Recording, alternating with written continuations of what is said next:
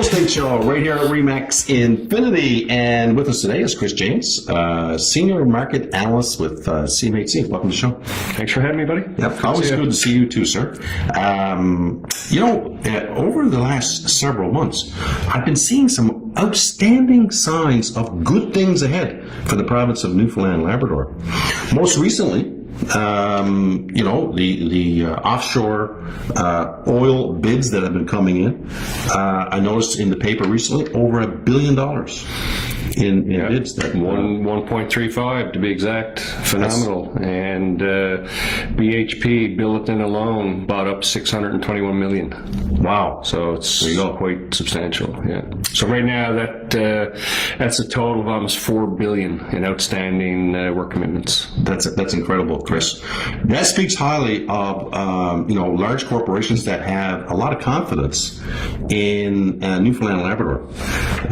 I know that Nalcor has come out and said that they're really only tapped into about 5% of what's offshore right now. Yeah. So 95% remains unexplored. Yeah, tip of the iceberg. So we see Jim Keating speak regularly, which I have now a couple times. Yes. That's exactly what he says. You nailed it. And the potential right now could be bigger than the Gulf of Mexico. So It gives it some perspective.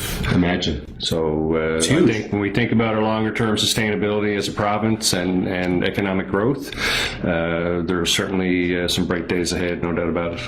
Yeah, and we put out our fall housing market outlook on Tuesday, which I'm sure you've read. Yes. And so our forecast is for prices to start to creep up a little at around the rate of inflation. So about 2.5% or so over the next couple of years is what our expectation is for price growth. Yes. So I think anybody who's been waiting to buy a house and following the market closely, yes, and following what we put out at CMHC, they'll realize that prices are probably at a near a bottom now, and certainly an opportune time to make that big ticket purchase if they've been thinking about it. Yeah, I agree, Chris.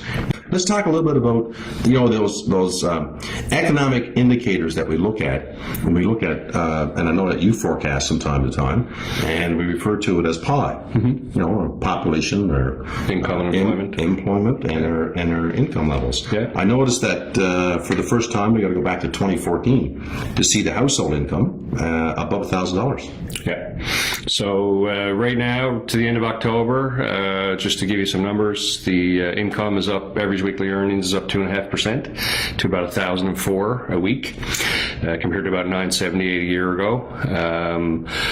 The employment is down about 0.3%. We'll say flat. Almost flat, yeah. Compared to about 5.5% decline a year ago. So it looks like employment is starting to rebound. Yes. And of course, as we know, population has been growing year over year despite the economic downturn.